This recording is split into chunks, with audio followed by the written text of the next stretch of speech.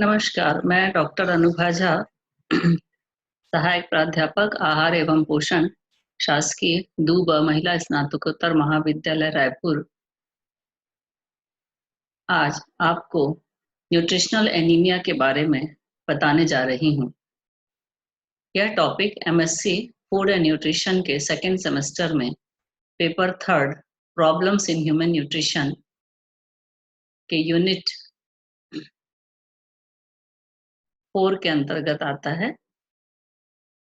पिछले वर्षों में और अपने अन्य न्यूट्रिशन के विषय में जैसा आप पढ़ के आए हुए हैं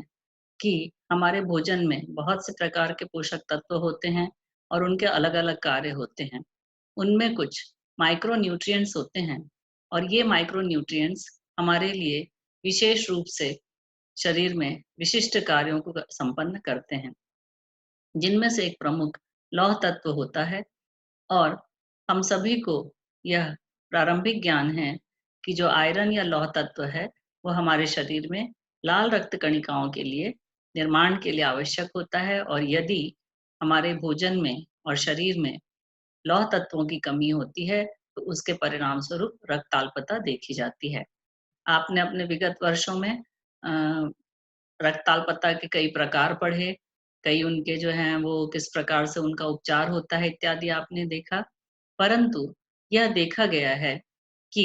केवल आयरन ही नहीं बल्कि बहुत से ऐसे छोटे-छोटे पोषक तत्व होते हैं जो लाल रक्त कणिकाओं के निर्माण के समय उनकी अत्यधिक आवश्यकता होती है, और यदि वो आहार में पर्याप्त रूप से नहीं मिलते या किसी कारण से उनकी यदि कमी हो जाती है तो उस व्यक्ति को न्यूट्रिशनल एनीमिया या पोषणीय रक्ताल्पता देखी जाती है।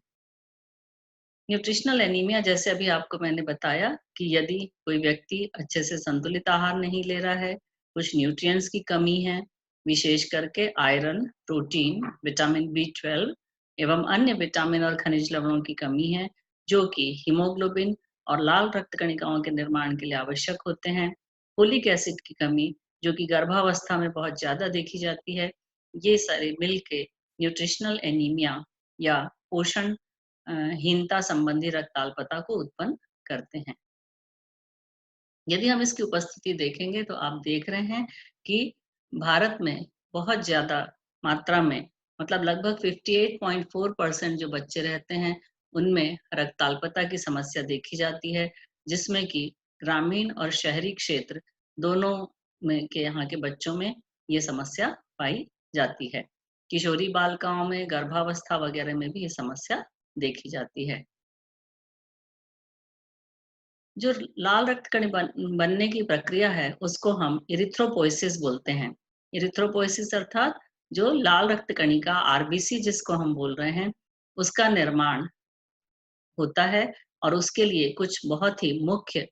सूक्ष्म तत्व, पोषक तत्व आवश्यक होते हैं। जैसे ये चार्ट में आपको दिखाया जा रहा है कि लौह तत्व या आयरन है, जो कि प्रोटीन हीमोग्लोबिन जो बन रहा है उसकी जो ऑक्सीजन संवहन करने की क्षमता होती है, उस हीमोग्लोबिन को बनाने में आयरन का बहुत महत्वपूर्ण भूमिका होती है। क्योंकि जब हम हीमोग्लोबिन का यदि संरचना देखते हैं तो हीम आयरन तत्व से बना होता है, ग्लोबिन प्रोटीन तत्व से बना होता है, और यदि जिस समय रक्त का निर्माण हो रहा है उस समय यदि लौह तत्व की कमी होगी तो निश्चय ही हीम की मात्रा प्रभावित होती है और उससे विभिन्न प्रकार के रक्ताल्पता देखी जाती है।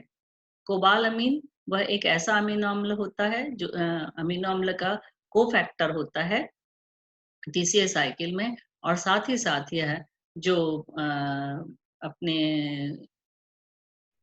इरिथ्रॉइड जो लाइनेज होते हैं, लिंकेज होते हैं, उनके निर्माण के लिए, उनके डिफरेंशिएशन के लिए जो है यह आवश्यक होता है। फोलेट जो रहेगा, जो कि फोलिक एसिड का रूप होता है, यह भी सेल डिवीजन के समय जो है डीएनए के निर्माण के लिए और प्रोटीन सिंथेसिस के लिए आवश्यक होता है।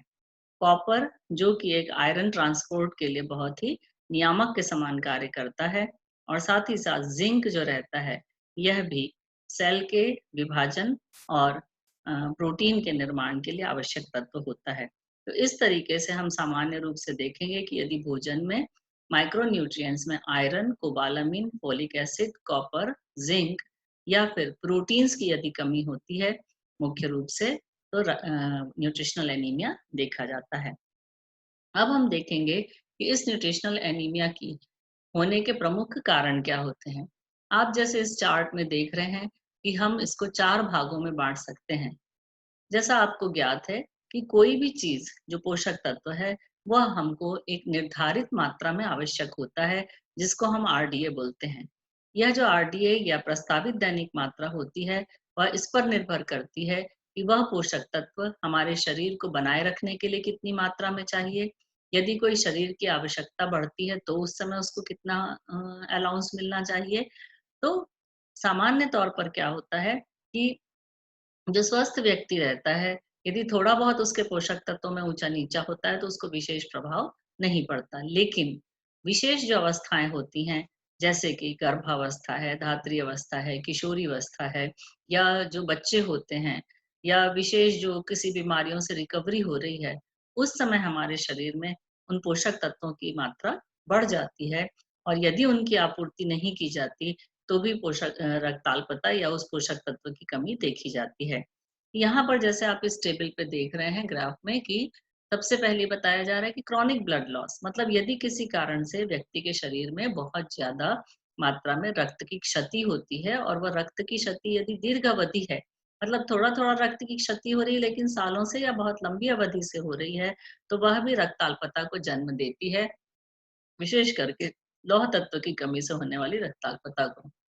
जैसे मान लीजिए इसोफेजाइटिस की समस्या है, पेप्टिक अल्सर है, किसी प्रकार का कैंसर जो है वो पाया जा रहा है आंत्र मार्ग में, जो इन्फ्लेमेटरी बाउल डिजीज या अल्सरेटिव कोलाइटिस हम बोलते हैं, या परजीवी प्रकोप होता है, ये शरीर से रक्त को ह्रास को बढ़ाते हैं। इसके अलावा जो जेनिटो यूरिनरी समस्याएं होती हैं, जैसे बहुत ज्यादा मासिक धर्म में रक्तस्राव होना, पोस्टमार्टम पार्टम हेमरेज, डिलीवरी होने के बाद बहुत ज्यादा ब्लीडिंग होना, या इंट्राविस्कुलर हिमोलाइसिस जो होता है, इन सब के कारणों से भी ब्लड लॉस देखा जाता है और रक्ताल्पता होती है। इसके अलावा कोई जो भोजन संबंधी डिसऑर्डर्स होते हैं, बीमारियां होती हैं, बहुत क्या बोलते हैं, आनुवांशिक बीमारियां होती हैं, हेमरेजिक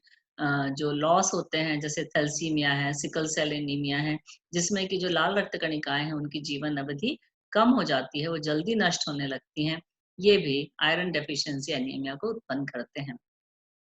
दूसरा बिंदु आता है कि भोजन में आयरन की मात्रा जो है वो उसको कम लेना। तो इस स्थिति में ये देखा जाता है कि यदि बैलेंस डाइट ठीक से नहीं ली जा रही है, बहुत ज़्यादा वेजिटेरियन है लेकिन मिक्स्ड फूड नहीं ले रहे हैं, आयरन पुअर डाइट यदि देखी जा रही है, या ईटिंग डिसऑर्डर है, तो जितनी मात्रा में लौह तत्व लेना चाहिए, उतनी मात्रा में जब लंबे समय तक लौह तत्व नहीं लिया जाता, तो उससे भी आयरन डेफिशिएंसी एनीमिया देखा जाता है। इंक्रीज डिमांड, जब शरीर में आवश्यकता बढ़ जाती है, लेकिन व्यक्ति जैसे मैंने आपको बताया उसकी आपूर्ति नहीं करता। जब आप आरडीए का चार्ट देखोगे तो आप देखोगे कि दैनिक मात्राओं में भी जो है वो सुधार किया जाता है, कि जितनी दैनिक मात्रा होती है उसमें प्लस या ऐड करके जो है वो पोषक तत्वों को दिया जाता है। वो इसीलिए दिया जाता है कि जिससे बढ़ी हुई जो मांग है उसको पूर्ण किया जा सके। तो जैसे गर्भावस्था, बाल्यावस्था, किशोरावस्था, बहुत ज़्यादा मेंस्ट्रुअल लॉस होना, और जो ब्लड का यदि डोनेशन वगैरह देना इत्यादि। इसके अलावा जो डिक्रीज़्ड आयरन एब्ज़ॉर्प्शन होता है, जैसे मतलब हम लौह तत्व तो आहार में ले रहे हैं लेकिन उसका अवशोषण बराबर नहीं हो रहा है। इसमें एक सीलिएट डिज़ीज़ आती है जो आपने स्प्रू के रूप में पढ़ा है, जिसमें आंतों में अवशोषण की गति कम हो जाती है। एट्रोफिक गैस्ट्राइटिस बोलते हैं कि जो गैस्ट्रिक म्यूकोसा होती है, आमाशय की म्यूकोसा, वह निष्क्रिय हो जाती है। जो किसी कारण से यदि इन्फेक्शन या कोई प्रकार का अल्सर हो गया, पस पड़ गया, या और कोई ट्यूमर वगैरह हो गए, तो उस स्थिति में जो आमाशय या आंत है उनका यदि बाईपास कर दिया जाता है, इन्फ्लेमेटरी बाउल डिजीज जैसा भी आपको बताया, कोलाइटिस वगैरह, हेलिकोबैक्टर पाइलोरी इन्फेक्शन, ये एक प्रकार का बैक्टीरिया है जो अल्सर भी फैलाता है और हमारे बॉडी में गैस्ट्राइटिस, गैस्ट्रेंटाइटिस को बार बार जन्म देता है। इसके अलावा बहुत ज्यादा दवाइयों का उपयोग करना, जिसके कारण रक्त का अवशोषण प्रभावित होता है, आयरन का अवशोषण प्रभावित होता है, और परिणाम स्वरूप आयरन डेफिशिएंसी एनीमिया डेवलप हो जाता है। अब यदि इसके हम पैथोफिजियोलॉजी देखेंगे कि अर्थात किस प्रकार से इसकी कमी होकर यह एनीमिया की ओर बढ़ता है। तो सबसे जो प्रारंभिक अवस्था या इनिशियल स्टेज होती है, उसमें आयरन का जो हमारे शरीर में संग्रहण है, वो धीरे-धीरे कम होता जाता है, जिसके कारण सीरम में रक्त की आयरन की मात्रा कम होती जाती है और इसको यदि सीरम फेरिटिन टेस्ट किया जाए, तो उससे इसको ज्ञात किया जा सकता है। जैसे ही आयरन का स्रोत कम होता है, तो ये बहुत कठिनाई हो जाती है कि जो आयरन स्टोर जो रहेगा उसको जल्दी से रिप्लेनिश किया जा सके, क्योंकि ऐसी स्थिति में जो हीमोग्लोबिन सिंथेसिस जो रहता है वो प्रभावित होता है, लेकिन फिर भी जो एडिक्वेट आयरन जो रहेगी उसकी आवश्यकता हमको डाइट में लेने की पड़ती है। सेकंड स्टेज ये होता है कि जो आयरन डेफिशिएंसी होती है और जो हीमोग्लोबिन है उसकी मात्रा नॉर्मल मात्रा से कम हो जाती है। तीसरी स्टेज में ये देखा जाता है कि जो आयरन डेफिशिएंसी एनीमिया है उसमें हीमोग्लोबिन नॉर्मल वैल्यू से बहुत ही कम हो जाता है। इसको थर्ड स्टेज बोलते हैं। सिम्पटम्स या लक्षण सामान्य तौर पर जो आयरन डेफिशिएंसी एनीमिया होता है, उसके लक्षण इतने साधारण होते हैं कि सामान्य तौर पर पहले व्यक्ति उनकी ओर ध्यान नहीं देता। जैसे हेडेक या सिर दर्द होना, नींद नहीं आना, अवसाद में जाना, बहुत जल्दी थक जाना या लेटे रहने का मन होना, अ, घबराहट या पैल्पिटेशन, छाती धड़धड़ाना जिसको बोलते हैं, सांस में कमी होना, सांस लेने में मतलब शॉर्ट ब्रीदिंग होती है, झुनझुनी पैर सुन्न पड़ जाते हैं, एंजाइना का फीलिंग आती है, जैसे एंजाइना पेक्टोरिस में चेस्ट पेन होता है। महिलाओं में मेंस्ट्रुअल साइकिल या मासिक धर्म जो है वो रुक-रुक के आता है या बीच-बीच में गायब हो जाता है और यदि इनको ध्यान न दिया जाए, तो धीरे-धीरे अगर लंबे समय के बाद यह हृदय रोग या मतलब कार्डियोवैस्कुलर चेंजेस या हृदय के में परिवर्तन या श्वसन संबंधी परिवर्तन में होता है और बहुत सीवियर स्थिति होने से इसमें जो है वो कार्डियक फेल्योर भी हो सकता है। इसके साथ ही साथ जो है वो कुछ माउथ या मुँह में चेंजेस आते हैं, जैसे कि टेस्ट में परिवर्तन आ जाता है, व्यक्ति को खाने की इच्छा नहीं होती, एंगुलर स्टोमेटाइटिस जो आपने विटामिन के चैप्टर में पढ़ा होगा कि ओंठ के दोनों ओर जो है वो कॉर्नर्स में छाले होने लग जाते हैं, ग्लॉसिटिस जो कि रिबोफ्लेविन की कमी से जैसा देखा जाता है कि जो जीभ है वो एकदम चिकनी हो जाती है, टेस्ट बड्स उसके पैपिली जो हैं वो दब जाते हैं और बहुत ही ऐसे चमकीली अ, मोम के समान चिकनी जो है वो जीभ दिखाई देती है। अगर ऐसे हम यदि देखेंगे तो हमारी जीभ में दरदरापन होता है। इसके अलावा जीभ में बहुत छाले होना, निगलने में तकलीफ होना, शरीर में यदि हम परिवर्तन देखेंगे तो त्वचा एकदम में पीलापन या निस्तेजता देखी जाती है। पेल मतलब एकदम सफेदी टाइप की, नॉट पीलापन, सफेदी टाइप की दिखाई देने लगती है। और आँखों में भी यदि आप देखेंगे कि जैसे एक हम यदि अपनी आँखों को थोड़ा-सा डॉक्टर चेक करते समय फैलाते हैं तो उसमें एक जो लालपना रहता है, वो गुलाबी या थोड़ा-सा हल्के तरफ जाने लगता है। कोइलोनिकिया ये एक बहुत ही सीवियर एनीमिया का सिम्पटम होता है, जिसमें जो नाखून होते हैं, वो चपटे और कॉनकेव हो जाते हैं या स्पून शेप्ड हो जाते हैं, उसको कोइलोनिकिया बोलते हैं। व्यक्ति को खाना खाने की इच्छा नहीं होती और साथ ही साथ उसको बार-बार गैस्ट्राइटिस होने के कारण एक्लोरहाइड्रिया या हाइड्रोक्लोरिक एसिड की कमी हो जाती है उसके आमाशय में, जिससे पोषक तत्वों का अवशोषण प्रभावित होता है। आप ये फ़ोटोग्राफ्स में आप देख रहे हैं, ये काइलोनिकिया दिखाया जा रहा है, ये उसके त्वचा में परिवर्तन दिखाया जा रहा है, उसकी आँखों में देखिए किस प्रकार से सफ़ेदी दिखाई दे रही है और साथ ही साथ उसकी जीभ में ग्लॉसिटिस के सिम्पटम्स जो रहेंगे वो दिखाई दे रहे हैं। अब मुख्य रूप से यदि हम आयरन की ओर ध्यान दें कि ये क्यों इसकी कमी देखी जाती है, तो पहले जैसे हमने देख लिया कि पर्याप्त मात्रा में यदि लौह तत्व नहीं ले रहे हैं, विटामिन सी की कमी है, आपको मालूम है कि विटामिन सी आयरन के अवशोषण को बढ़ाता है। साथ ही साथ जो है कोई भी ऐसी परिस्थिति होना जिससे पोषक तत्वों का अवशोषण प्रभावित हो रहा है, ये भी हमने पहले डिस्कस कर लिया। अब विशेष रूप से गर्भावस्था में जो माँ है और जो बच्चा है, इन दोनों को ही मतलब जो भ्रूण है उसको लौह तत्व की बहुत आवश्यकता होती है और यदि गर्भावस्था के समय जो महिला है पर्याप्त मात्रा में आयरन नहीं लेती तो उसको 100% रक्ताल्पता जो है वो देखी जाती है। तो इस तरीके से बहुत मतलब ये जो कारण रहते हैं ये आयरन एनीमिया को उनके चांसेस को या रिस्क को बढ़ा देते हैं। अब यदि हम इसका ट्रीटमेंट देखेंगे आयरन डेफिशिएंसी एनीमिया का तो सबसे पहले उसका कारण जानना आवश्यक होता है और वो कितनी तीव्रता में पाया जा रहा है, उसके अनुसार उसका ट्रीटमेंट किया जाता है। जैसा हम सभी जानते हैं कि जो लौह तत्व होते हैं वो बहुत आसानी से आहार में अवशोषित नहीं हो पाते। उनको यदि कमी होती है तो हमको बराबर उसका संपूरक या सप्लीमेंट्स लेना पड़ता है। तो आयरन डेफिशिएंसी एनीमिया के उपचार में भी प्रमुख बिंदु होता है सप्लीमेंटेशंस या उसके संपूरक लेना,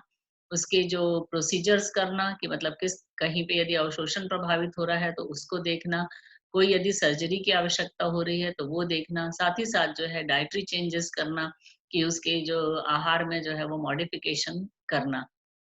और बहुत ज़्यादा यदि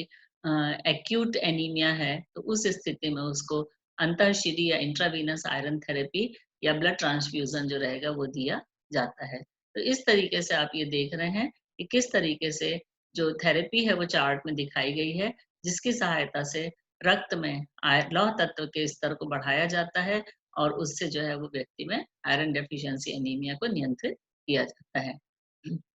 अब इसके रोकथाम के उपाय या prevention of iron deficiency anaemia. जैसा हमने देखा कि इसका प्रिवेलेंस बहुत ज़्यादा है, 58.5 से भी ज़्यादा बच्चे जो रहें परसेंट बच्चे जो रहेंगे वो इससे प्रभावित होते हैं। तो ये बहुत ही ज़रूरी है कि पहले से ही इसकी रोकथाम के उपाय किए जाएँ, जिसमें सबसे प्रमुख चीज़ आ जाती है आहार में सुधार करना, उसके संपूरक प्रदान करना, फोर्टिफिकेशन करना और न्यूट्रिशन एजुकेशन देना।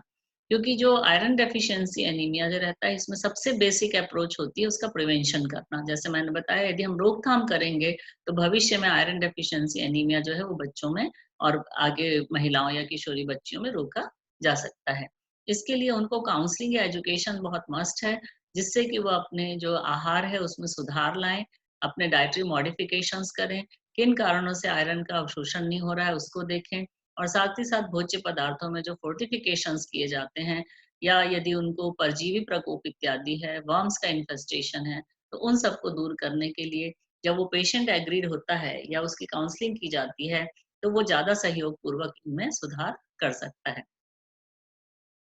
इसके अलावा सप्लीमेंटेशन उनको लगातार देने पड़ते हैं जिसमें प्रत प्रारंभ में प्रति सप्ताह फिर उसके बाद पाक्षिक उनको जो है वो ओरल आयरन जो है वो टारगेट ग्रुप को दिया जाता है। उसके जैसे मापन होता है उसके हिसाब से जो है वो उसको आयरन की गोलियाँ दी जाती हैं। साथ ही साथ जो है बहुत प्रॉपर प्लानिंग के साथ में जो भी वहाँ पर स्वास्थ्य का जो सुविधाएँ उपलब्ध हैं उससे लोगों में, बच्चों में, महिलाओं में जागरूकता उत्पन्न करके आयरन डेफिशिएंसी को दूर करना ये इसका प्रमुख उद्देश्य या प्रमुख माध्यम जो है वह होता है। ये आप चार्ट में देखेंगे कि कुछ आयरन रिच फूड दिखाई जा रहे हैं, जिनको अपने आहार में ज़रूर ही सम्मिलित करना चाहिए। यदि व्यक्ति वेजिटेरियन है तो वो उसके हिसाब से और यदि नॉन वेजिटेरियन है तो वो कुछ अन्य मांसल भोज्य पदार्थों को भी अपने उसमें सम्मिलित कर सकता है।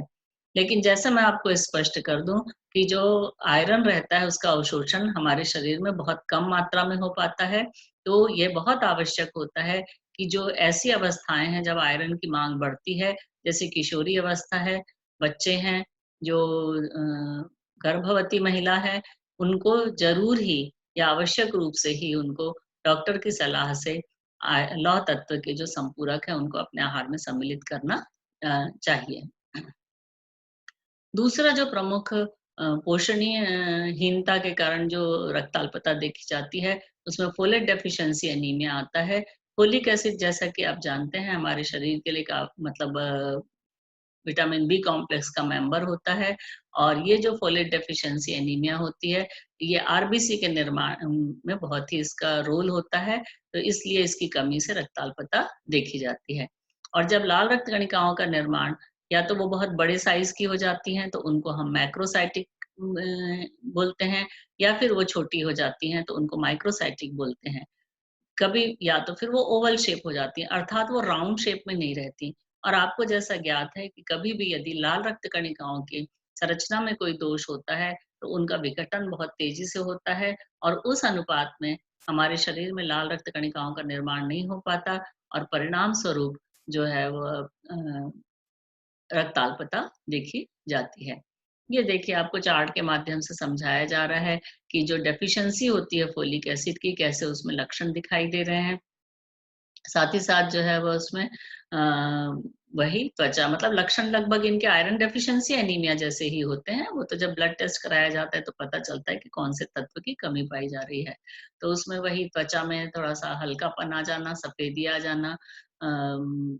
निस्तेजता आ जाना, भूख नहीं लगना, बहुत ज़्यादा इरिटेशन होना या चिड़चिड़ापन होना, अ, शरीर में ऊर्जा की कमी होना, बहुत जल्दी थक जाना, अतिसार होना वगैरह या जीभ में परिवर्तन हो जाते हैं। साथ ही साथ इसमें आप देख रहे हैं कमज़ोरी बहुत लगती है, झुनझुनी आने लगती है,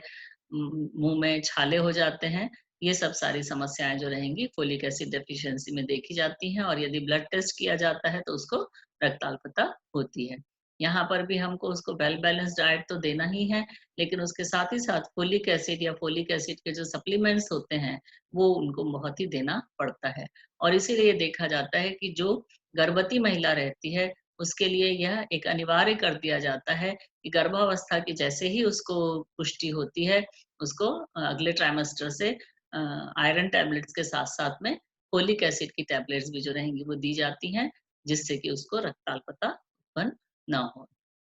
अगली जो रक्ताल्पता होती है उसको मेगैलोब्लास्टिक एनीमिया बोलते हैं। इसमें जो लाल रक्त कणिकाएँ रहती हैं वो असामान्य रूप से बड़ी और अपरिपक्व हो जाती हैं। इनको मेगैलोब्लास्ट बोलते हैं और ये इसका मुख्य कार्य जो रहता है वो vitamin B 12 deficiency, folic acid deficiency, कुछ दवाइयों के कारण जो है वो देखा जाता है और या फिर ल्यूकीमिया एक प्रकार का कैंसर के कारण देखा जाता है। यहाँ पर हम मुख्य रूप से देखते हैं कि जो विटामिन बी 12 और फोलिक एसिड डेफिशिएंसी है, यह न्यूट्रिशनल एनीमिया का एक प्रमुख कारण भी माना जाता है।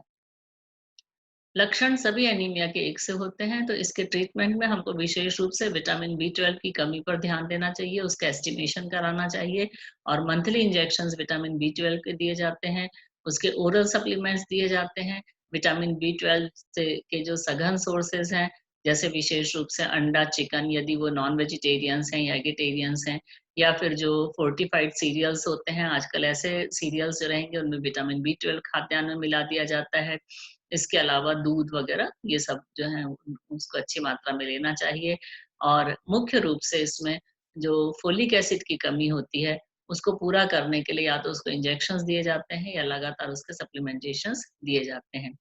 इस तरीके से और सप्लीमेंटेशन के साथ-साथ मतलब हमको ये ध्यान रखना है कि जब भी रक्ताल्पता प्रारंभ होती है या रक्ताल्पता का पुष्टि हो जाती है, तो हमको डाइट में तो चेंज करने हैं, लेकिन केवल डाइटरी चेंजेस या आहारी परिवर्तन के द्वारा उसका उपचार संभव नहीं है। तत्काल डॉक्टर की सलाह से उसको ओरल या इंट्रावीनस संपूरक जो है वो प्रारंभ करना चाहिए और जैसे ही उसका स्तर फिर सामान्य आ जाता है, उसके बाद जो है वो डाइट में हमेशा ध्यान रखना चाहिए जिससे कि उसके रक्त में इन पोषक तत्वों की कमी जो है वो नहीं होनी चाहिए। और अब इसमें विशेष रूप से फिर जैसे रसीले फल हैं, संतरा है, हरी पत्तेदार सब्जियां जो हैं, मूंगफली वगैरह है, लेंटिल्स हैं और अच्छे जो ग्रेन्स होते हैं आजकल तो मतलब उनको फोर्टिफिकेशन कर दिया जाता है। आप देखते हैं फोर्टिफाइड बहुत सारे खाद्यान्न और उसके उत्पाद आते हैं, उनका उपयोग जो है वो किया जाना चाहिए। अगली जो एक स्थिति देखी जाती है एनीमिया का प्रकार वह भी पर्नीशियस एनीमिया कहलाता है। यह भी विटामिन बी 12 की डेफिशिएंसी के कारण होता है और जैसा आपको चित्र में दिखाया जा रहा है कि इसका केवल मुख्य कारण ये होता है कि विटामिन बी 12 का अवशोषण बहुत ही निम्न हो जाता है। क्योंकि जो विटामिन बी 12 है वो हमको आहार में तो प्राप्त हो रहा है, लेकिन आरबीसी के निर्माण के लिए भी वो आवश्यक है। पर इसके जो पेशेंट्स होते हैं उनके शरीर में इस प्रकार से एक जो आंतरिक कारक होता है भोज्य तत्वों के अवशोषण के लिए जिसको कि इंट्रिंसिक फैक्टर बोलते हैं, हाइड्रोक्लोरिक एसिड जो रहता है, इसकी बहुत ज़्यादा कमी हो जाती है और आप देख रहे हैं चित्र में उसको गलत के निशान से क्रॉस करके दिखाया जा रहा है कि किस प्रकार से विटामिन बी 12 का अवशोषण जो रहेगा वो वहाँ पर नहीं हो पाता और इसके परिणाम स्वरूप जो है लाल रक्त कणिकाओं के निर्माण पर प्रभाव पड़ता है और उसको पर्नीशियस एनीमिया कहा जाता है। तो निश्चय ही अब आपको जो है वो स्पष्ट होगा कि जो रक्ताल्पता होती है वह लौह तत्व के साथ साथ कुछ विशिष्ट माइक्रो न्यूट्रिएंट्स हैं उनका भी ध्यान रखना चाहिए और विशेष करके गर्भावस्था वगैरह के समय में और जब इसकी डिमांड अधिक होती है न्यूट्रिशनल डेफिशिएंसी एनीमिया ना हो इसके लिए आहार में सुधार करना और संपूरक लेना। और जैसा आपको ज्ञात है कि समस्त प्राथमिक स्वास्थ्य केंद्रों में भी, आंगनबाड़ी वगैरह में भी इनकी जो सप्लीमेंटेशन या संपूरक गोलियाँ हैं वितरित की जाती हैं, जिनको बिल्कुल डॉक्टर की सलाह से जो है वो सेवन करना चाहिए। निश्चय ही आपको आज का टॉपिक स्पष्ट होगा। ये आपके लिए कुछ उसमें संदर्भ सूची भी दी हुई है, और यदि आपको किसी प्रकार की यदि कोई क्वेरी होगी तो आप मुझसे संपर्क कर सकते हैं।